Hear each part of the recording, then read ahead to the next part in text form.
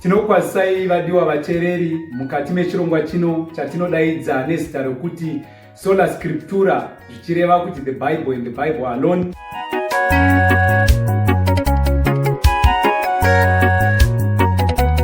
Ndini wenyu Tagurwa Jinja muvhangeri.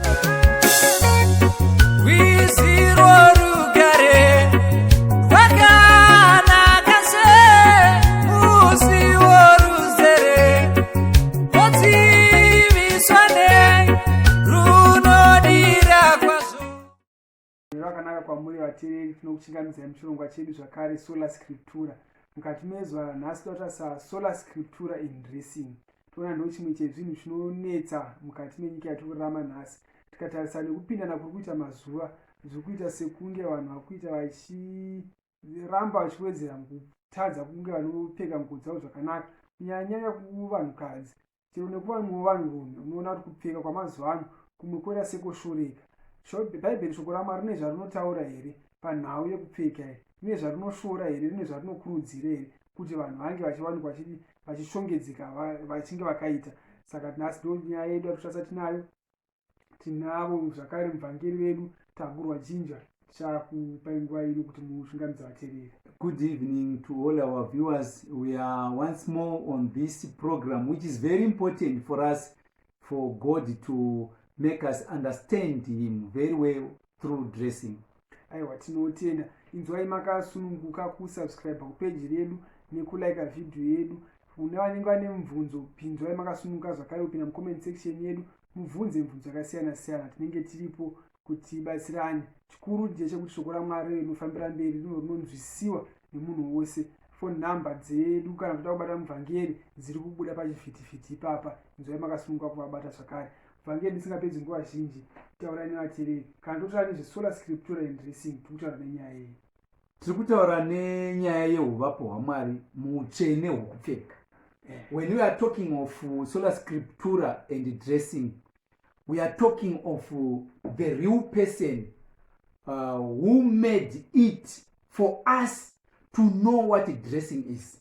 Alright, ndichakugama ipapo. Toona mukati meBhaibheri panotanga munhu chaiye, iye munhu ndomene anotangwa achisikwa naMwari asina kupfeka, achitofamba asina kusimira. Asi Mwari anozoona zvakafanira mushure mechii changa chapinda munhu kuti munhu asimire. Saka nzira yaanoda Mwari kuti munhu ange achisimira nayo ndeipi? Nokuti katarisa mukati meshoko raMwari, iyo Mwari ndiye anotanga, iye Mwari mbuni ndiye anotanga nenhau yekusimira. Nzira yaanoda kuti simire nayo ndeipi? Tingati, in answering your question, the first part, munhu akasikwa asina kusimira nguo. Tinoda kuti tinyatsokupahuwisa zvakanaka. Munhu akanga asina kusimira nguo idzi, nemhaka yekuti nguo idzi dzakazouya mushure mechivi, asi munhu wakanga akasimira uvapo hwaMwari, yatingati mbiri yaMwari, sezvinotaurwa naMapisarima chapter 89. Saka munhu akasikwa akasimira mbiri yaMwari. Kana tichitaura pamusoro pokuti mbiri yaMwari, tiri kureva kuti wakanga ane utsvene hwakanga husina chivi.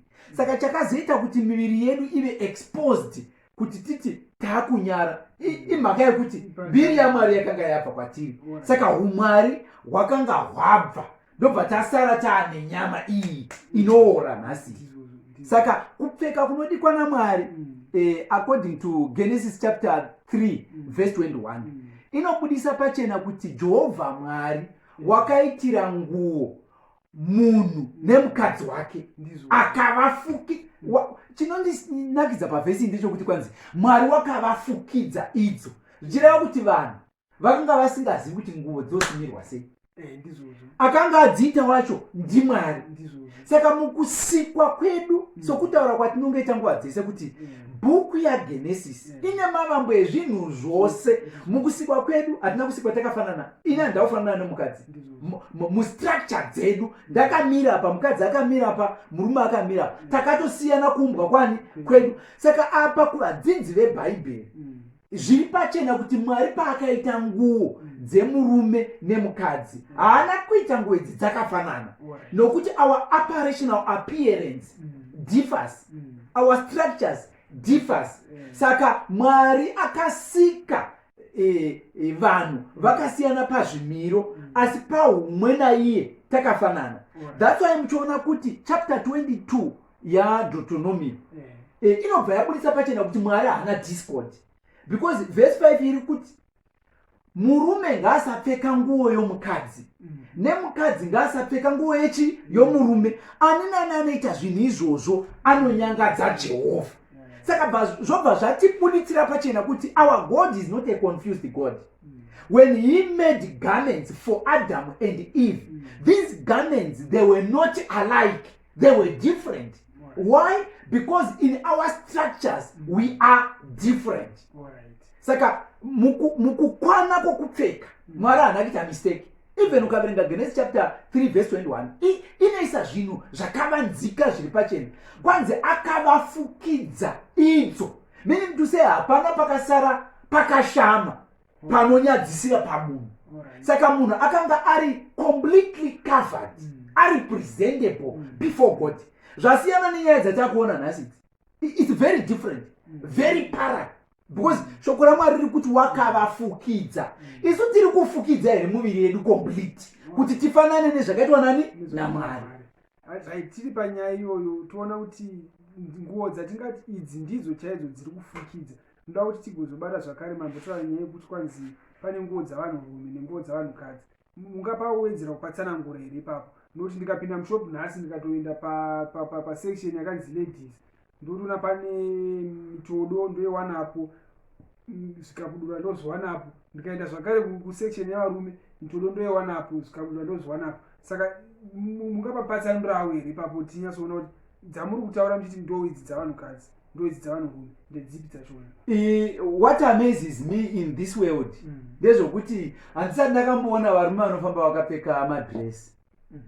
If you just go around, kana uchida kuona kuti vanhu vanopeshaidza zvinhu zvakashata, handamboona murume anofamba kana kuti varume vanotomuka vakapfeka madress vachifamba. But vakadzi ndo vanotora nguo dzevarume vopfeka. The Bible is saying a woman must not wear anything that pertaineth to men. Chinongondofanana nechinopfekwa nomunhurume. Mukadzi ngaasaita sei? Ngaasapfeka. Wawisa a very good inankiri talk or answer yokuti ukapinda mashopu unotoona pane zvikabudura zvevakadzi nematrauzi palady section. Kwai kune matrauzi evanhukadzi ari matrauzi. But Bible riri kuti anything that pertaineth to men, a woman must not what? Must not put. Saka kana shoko radero manje, it's obvious kuti kune nhumbi dzevarume pagoya nhumbi dzevanhukadzi. This is very clear. Saka nyaya zvakanakira purpose yekuti kana munhukadzi apfeka nhumbi dzemunhukadzi, munhurume opfeka dzemunhurume, zvakanakira very good. Zvakanakira pakuti let me take this word. I love this word, dignity. One, ethics, to be ethical, kuva neunhu. Kana ini ndakapfeka mapfekera ndakaitana, nyangwe munhu anodarika anongona kuti munhu akapfeka. But ndikapfeka dress, do not draw the attention of people. Many people, they will start to wonder, is this man normal? Akakwana here munhu. Saka kune kupfeka kusina kukwana, pagoya kupfeka kwakakwana. Saka in dressing there is madness. Munoto anokupenga mukupfeka.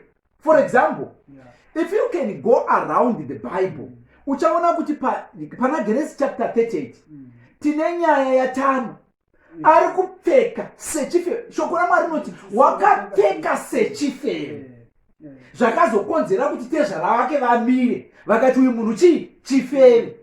Saka tiri kuti kudii? Tiri kuti isusu padressing pane nhumbi dzokuti zvimwe zvinhu hazvidi gakava. Pane nhumbi dzokuti shuwa murume achifamba kudai, because takasikwa takasiyana.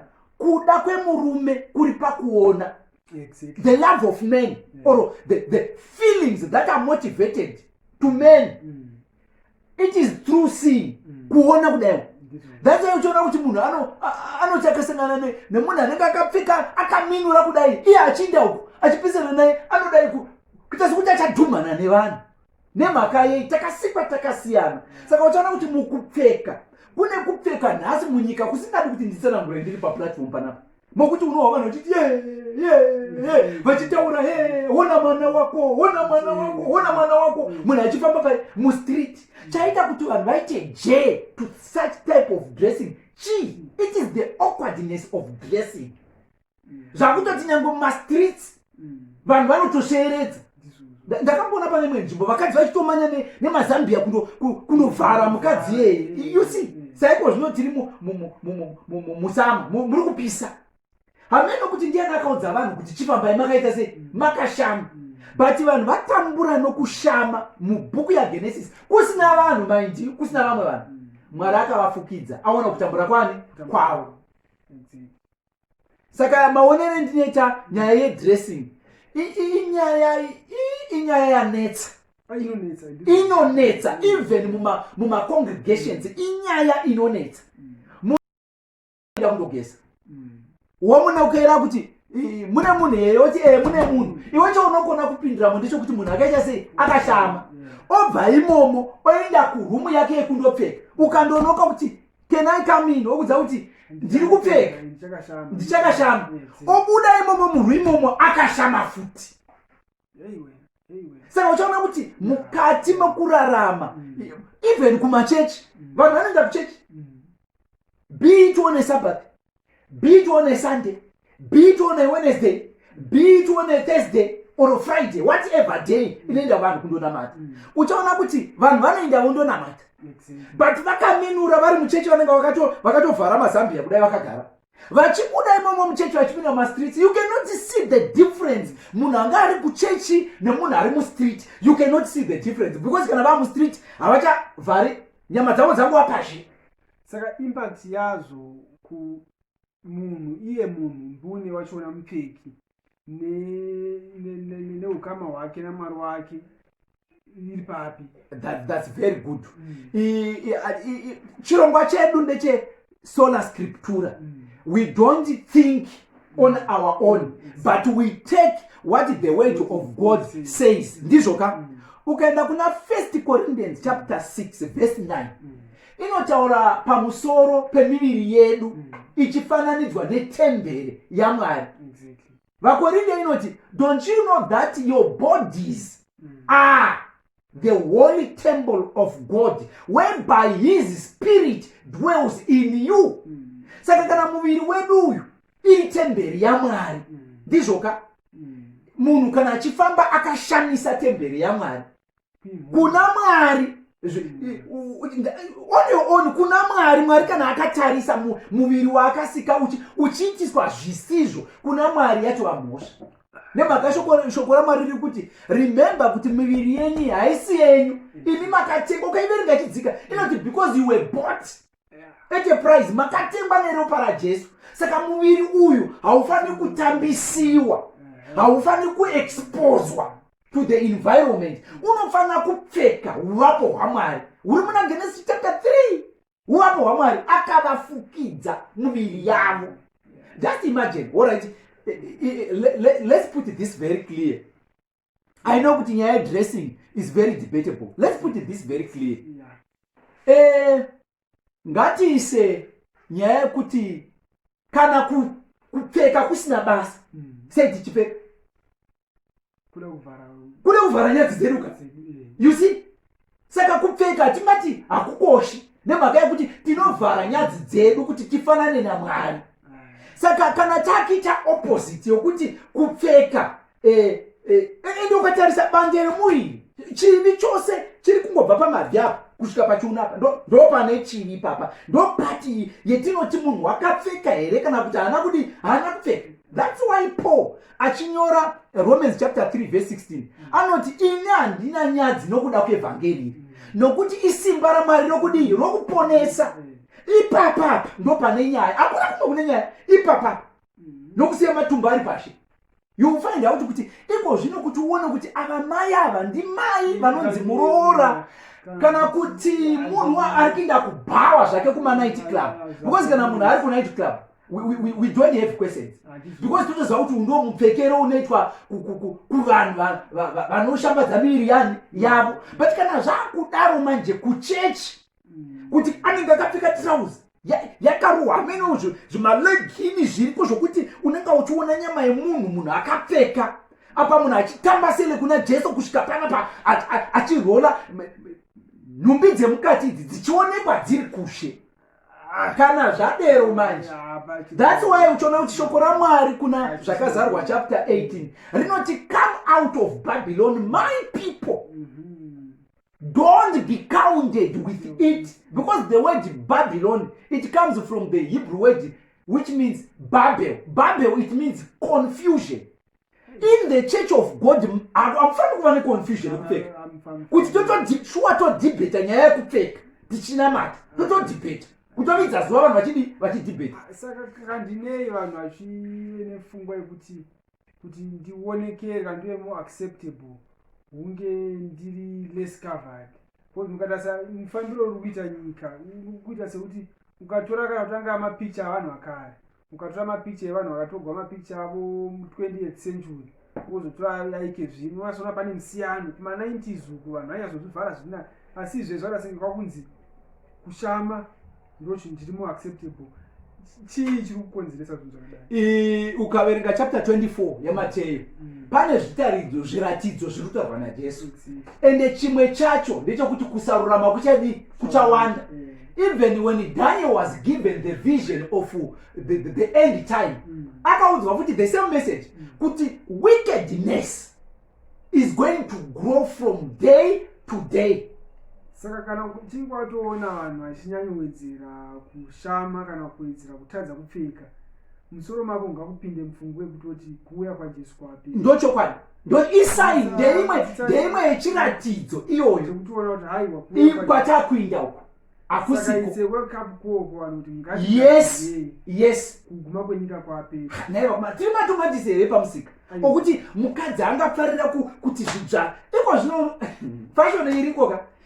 Vanhukadzi vari kupfeka mamasiketo okuti kana vachifamba anokwirira. Saka unongowanika achingodhonzera pasi the whole day, maoko akaita sekuti achaita mhoni nokungofamba munhu achingo pulling the skirt down. Munhu is a slave of her own. Ukaenda kuvakomana nhasi zviuno zvavo zvaakutangira muzvidzva. Vanhu vemashortcuts, vanhu venguva ino mashortcuts, even kugerewa hagerewi musoro uchipera, unosiwa anokuita jotororo ungati hurekure ungati munhu here, unoshaya kuti munhu here kana kuti if you visit again the Bible ukaenda kutsamba yaLeviticus chapter 19 ukasvika pa verse 27 kana ndisingakanganisi inototaura kuti musagera nhivi dzemusoro wenyu muchiita matendeure nendebvu dzenyu. Unotowanika nyangwe vanotonzi vaprisita vaprofita vanenge vakagera ndebvu dzakaita malaini kudai kudhekoreta kumeso kuita chimwe chimunhu. So unoshaya kuti do we read the same Bible? Do we understand the same? Because Mwari haasi kuti drowai kumeso kwenyu muchigera ndebvu muchidrowa muchigera misoro yenyu muchiita malaini. Kupfeka kwakapera muOld Testament. Ndiani munhu akasiya muviri wake kuOld Testament akauya nawo kuNew Testament wachinja? Ndoupi munhu? Because we should read enough. We should read the word of God. That is spirit of discernment. Ndiani munhu akabva kuOld Testament akaenda kuNew Testament akasvika kuNew Testament achinja? Ndiani? Because mashortcuts iko zvinokupfeka kwese kugerewa ishortcut kundopfeka ishortcut bhurugwa rinofamba rakarembera zvimasho unonyara. You cannot travel nemunyarikani wako, you cannot. Saka unyatso kuona kuti hazvisi kuguma kunyika, even in the church, mukati different congregations unohwatsitsi kuti uku kupfeka here, where are we? Because vanhu vatenda kumabhendi enyika uko nezvinoitwa kuchechi iko zvatongofanana. Aiwa, dai Mwari wangu atibatsira tagona kuti tinoramba tichiverenga shoko rake, tisave vaverengi chete asi tive vaiti vezvakanyorwa mukati mavo. Kwanzi vakakomborerwa vanonzwa zvinoreva shoko iri vari vaiti varo zvakare. Saka vadiwa vateereri, toda kutenda nenguva ino yatanga tinayo pakati pedu yekudzidza pamusoro penhau yekupfeka. Inzwai makasununguka kuti ingeja through comment section yedu. Mvangeri, mashoko enyu ekupedzisira kuvateereri. Mashoko angu okupedzisira kuvateereri, inyaya yedressing inyaya inondistressa in most cases. Tiri vabereki tine vana, never call something that is bad. Never pretend to be what you are not like. Zviri nane kuti munhu kana une gakava naMwari, zviri nane kushanyira shoko rake. Ndinofarira tsamba yaTimothy, 1 Timothy chapter 2 kubva paverse 9. Timothy anoti you must dress modestly.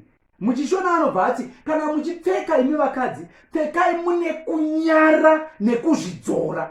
Shoko rangu ndiri kurisiyira vateereri, hazvinei kuti murume, hazvinei kuti mukadzi. Petinopfeka tinomboisa pfungwa yokunyara here nokuzvidzora petingachipfeka paya, because kana Mwari achiti pfekai mune kunyara nokuzvidzora, isu tikakona kupfeka tine kunyara nokuzvidzora, unoziva kuti when you are moving uchaona kuti unotonyarira munhu iye asinganyari. Saka indonatso kuti mamwe madhimoni asatani manje atouya kudressing, ndokwaari kunotoda kutonunurwa vanhu neshoko raMwari kuti vazive kuti kupfeka chaiko chaiko ndokupi kana takatarisana nokunamata. Chendingasiya manherano ndichiudza vateereri ndechekuti vateereri, shoko iri handitauri nokuti ndiri mutsvene kana kuti ndogona kupfeka, asi shoko iri rokupfeka iri mukatarisa izvezvi kukereke younoenda, imbotarisa kupfeka kunoitwa kukereke younoenda kana kuti kukereke dzetinoenda. You have questions kuti what type of a God is this? Ndoupi alright, kana mukoti muchida kuti munhu apfeke tie nebhachi, kungaenda mukoti chete wakapfeka izvozvo, what more kuinda kuna Mwari? Kuinda kuna president ungaenda une t-shirt wakomana, t-shirt wakapfeka t-shirt, uchindoona president vedu vari pava vamunangagwa kuti ndakapfeka she. Can that happen? Kana kuna She zvake muchaona kuti nyango chinda kuinterview chaiyo ivo vacho vanofamba vakashama mustreet kuinterview chaiko andoziva nhumbi dzokuita sei dzokupfeka. What more kana tichinda kunonamata Mwari wedu? Zviripo zvimwe zvinhu zvatingaita nharo nazvo, but Mwari wedu akasiyana nemapowers atinawo panyika pano. Saka kurudziro yangu yendinosiyira vanhu ndeyekuti kana tikakona kunzvera nokuona imwe engo yauya naSatani, iengo yokupfeka, ndokune madhimoni ese. Tine vana varepewa, tine namai varepewa nokuda kwokusapfeka zvakanaka. Aiwa, pane nzeve dzekunzwa ngazo zvinoreva shoko kereke. Tinotenda nenguva yanga iri pakati pedu. Musakanganwa kusubscribe kupeji yedu nekulike video yedu nekusharewo kune vamwe. Shoko iro rifarambe richifamba richienderera mberi. Tatenda zvikuru.